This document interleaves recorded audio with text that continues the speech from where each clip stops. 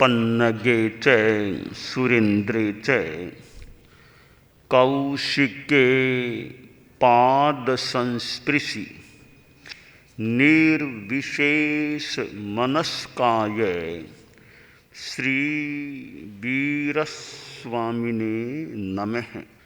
आर्हत वाङ्मय में कहा गया है, पुरिसा अत्तानमेव अभिनिगिद्ध एवं दुःखापमुख्यसि। हमारी इस दुनिया में सुख भी मिलता है तो दुख भी प्राप्त हो जाते हैं। आदमी कभी दुखी बन जाता है और कभी वह सुख का अनुभव भी करता है। दुख दो प्रकार का होता है, जरा, शोक। जो शारीरिक कष्ट होते हैं उसे जरा कहा गया है, कहा जा सकता है। और जो मानसिक संताप होता है, मानसिक दुख, वह शोक है। तो जरा और शोक के रूप में आदमी दुख का अनुभव करता है। आदमी दुख से डरता भी है। एक बार भगवान महावीर ने शिष्यों से प्रश्न किया, किं भया पाणा समना उसो आयुष्मन श्रमणो। प्राणियों को किसका भय लगता है, प्राणी किससे घबराते हैं? संभवतः श्रमण उत्तर नहीं दे पाए, और कभी कभी हो सकता है उत्तर दिमाग में हो तो भी बहुत बड़े व्यक्ति कोई प्रश्न करते हैं तो थोड़ा उत्तर देने में संकोच, भय, संशय हो जाए, पता नहीं मैं सही उत्तर दे पाऊंगा या नहीं, तो न बोलने में ही लाभ है, नहीं बोलूं, ऐसा भी कोई सोच ले। तो संत उत्तर नहीं दे पाए।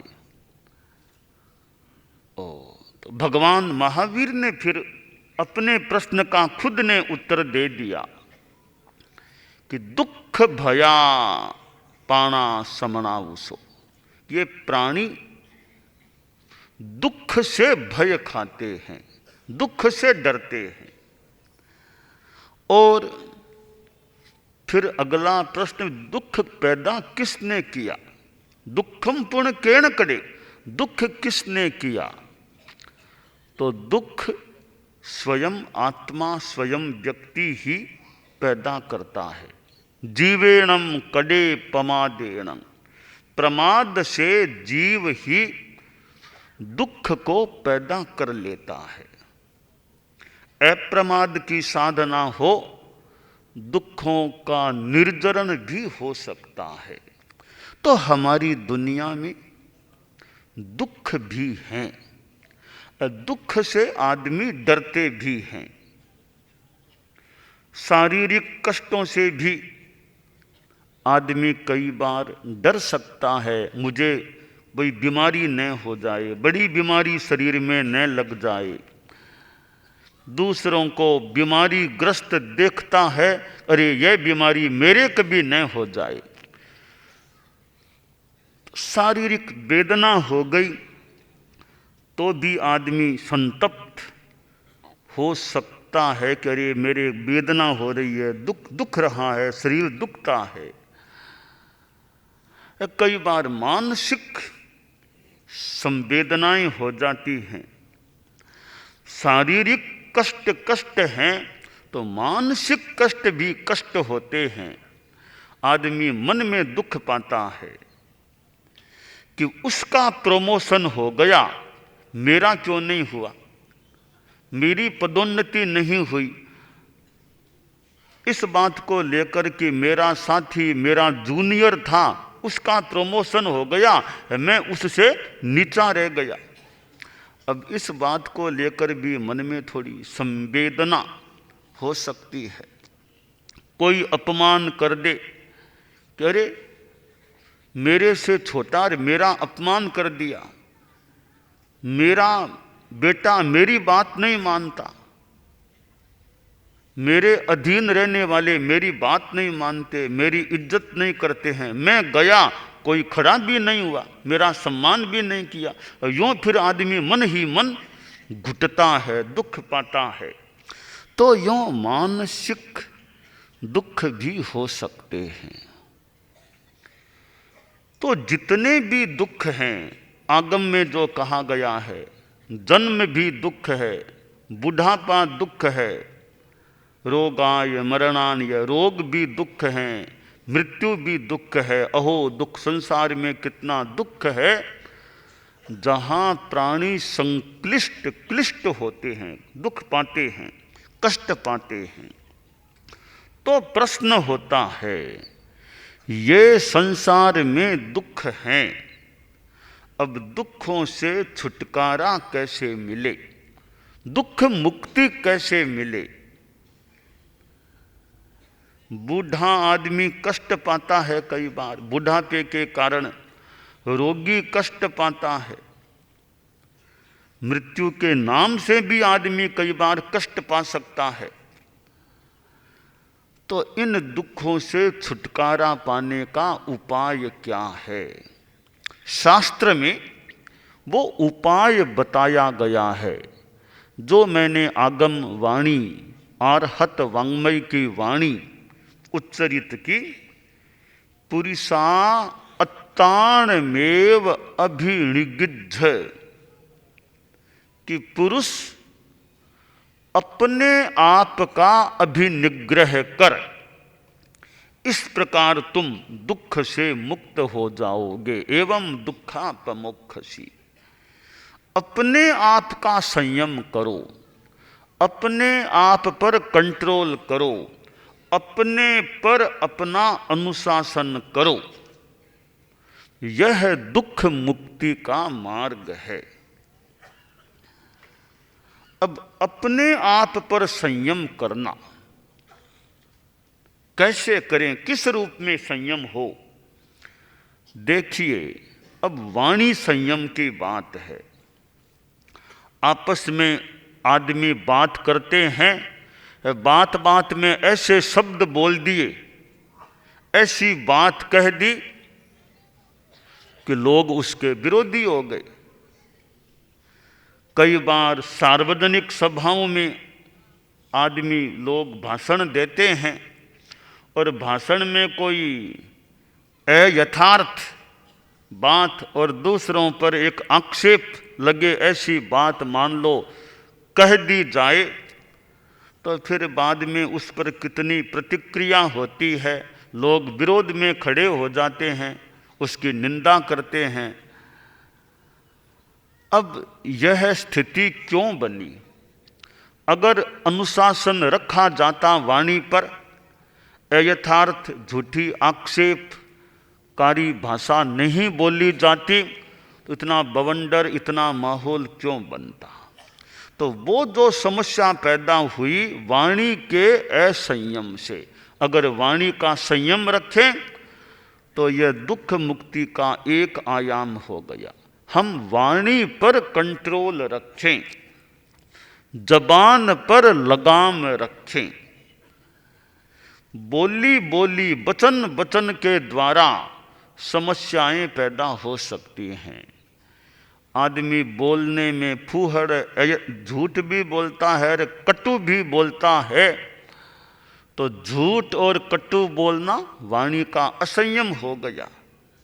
झूठ और कटु बार बार बोलता है, फिर आसपास के लोग उस आदमी की इज्जत भी मान लो नहीं करते हैं, उसका अपमान भी कर देते हैं, कर सकते हैं।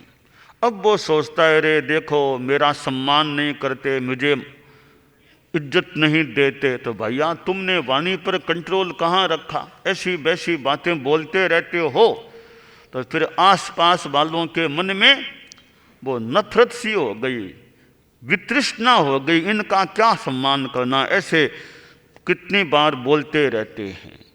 तो यह जो फिर मन में कष्ट भी है, रे मेरा अपमान करते हैं, मेरी बेइज्जत हो रही है, तो खुद ने वाणी का असंयम किया तो वो असम्मान या अपमान की कष्ट की स्थितियां पैदा हो गई। तो अपनी वाणी का अभिनिग्रह करें, अनुशासन रखें। अब हम मन पर अनुशासन कर लें।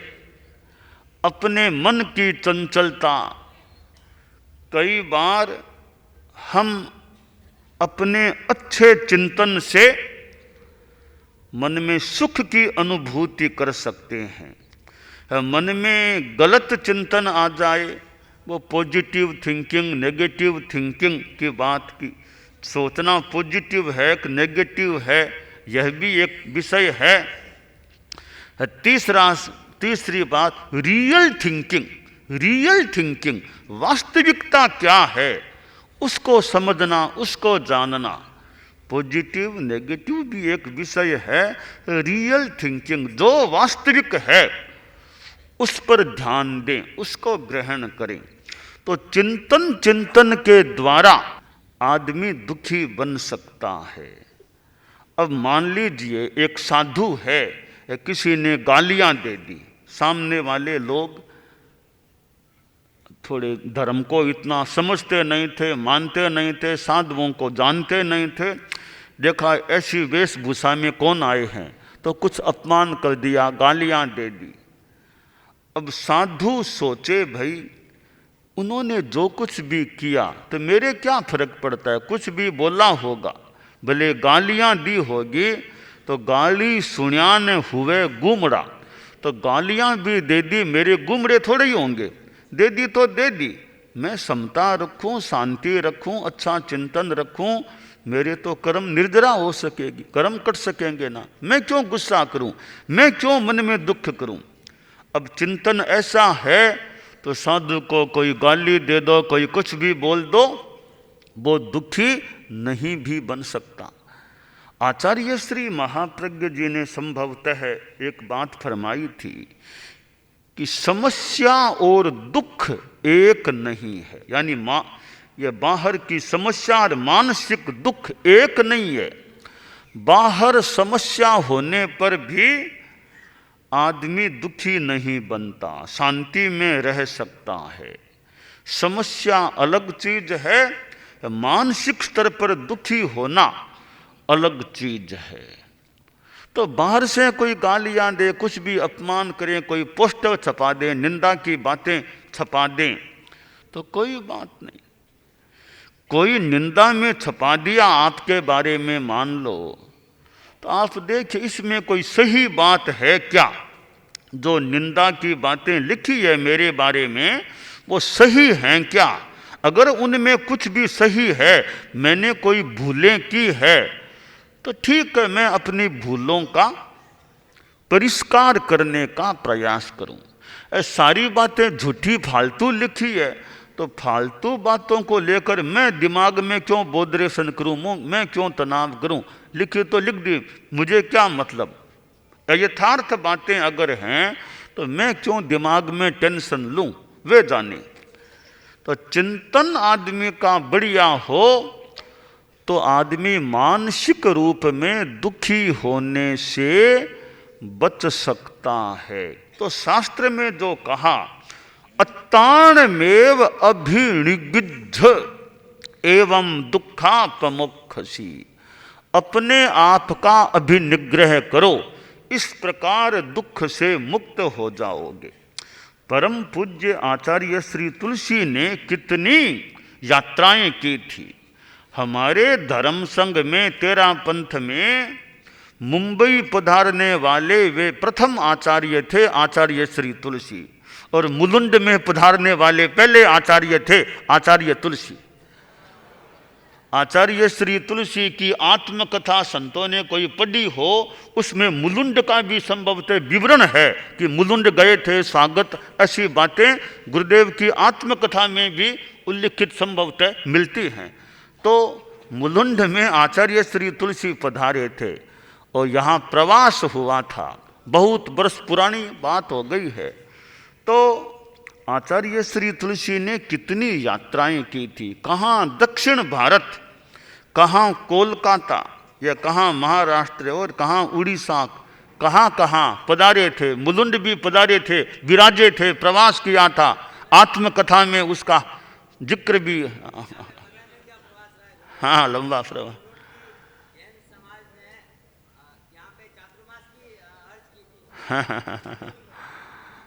तो गुरुदेव तुलसी ने यात्राएं भी की, अनुव्रत का काम भी किया और उनका विरोध भी हुआ। विरोध में आदमी एक तो सोचे रे इतना विरोध, अब काम करना बंद कर दें, इतना विरोध होता है।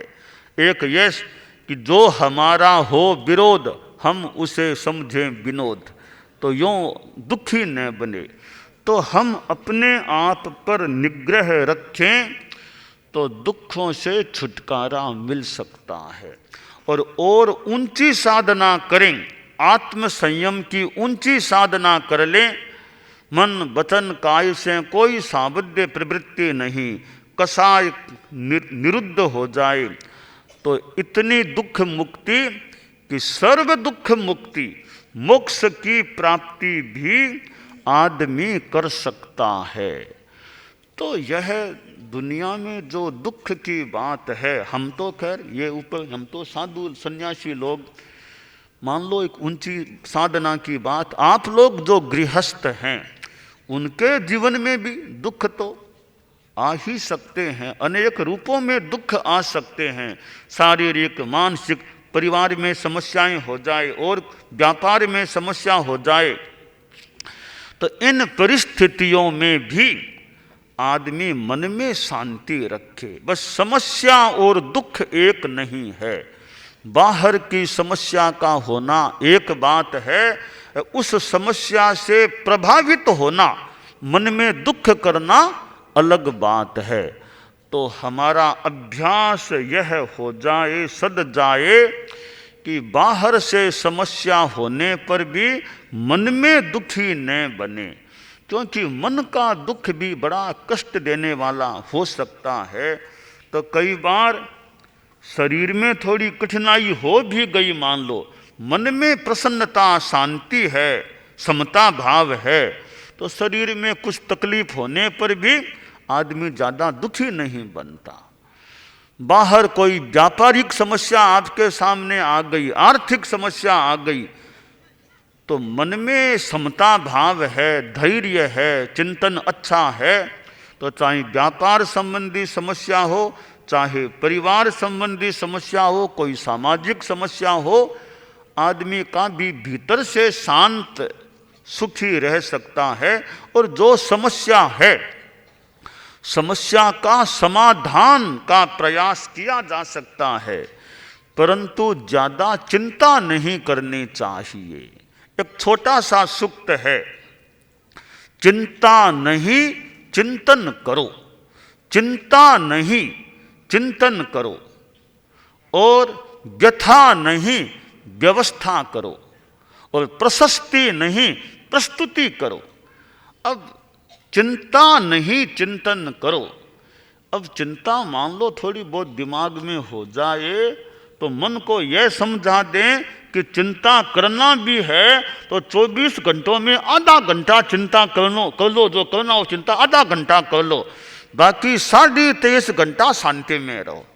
कि चिंता करना ही है, अभी परिवार की समस्या है, व्यापार की समस्या है, वो समस्या है, तो आधा घंटा बैठ जाओ, जो चिंता करना सो कर लो, बस आधा घंटा बिता, अब बस शांति में रहो। वैसे चिंता क्या, मूल चिंतन करें भी, समस्या है इसका हल कैसे हो सकता है। तो चिंता नहीं चिंतन करो, दिमाग में बोधरेशन मत लो, टेंशन मत करो, सोचो भी हल क्या हो सकता है। और व्यथा नहीं व्यवस्था करो। अब कोई बात है तो व्यवस्था अच्छी बनाओ, मैनेजमेंट अच्छा करो, व्यथित मत बनो। बस देखो भी हमारा संगठन है, हमारी संस्था है, हमारा जो भी समुदाय है या जो कार्य हैं उनकी व्यवस्था अच्छी करें, मैनेजमेंट अच्छा करें, व्यथा नहीं करें और प्रशस्ति नहीं प्रस्तुति करो। अब सापेक्ष बात हो सकती है कि खुद की प्रशंसा क्या, काम बढ़िया प्रस्तुत करो, खुद की प्रशंसा ज़्यादा नहीं करके काम प्रस्तुत करो, बढ़िया करो, वो अच्छी बात हो सकती है। तो यह आगम की जो वाणी है, पुरुषा अत्तानमेव अभिनिगिज्झ एवं दुखापमुखसी, पुरुष अपने आप का अभिनिग्रह कर इस प्रकार तुम दुख से मुक्त हो जाओगे।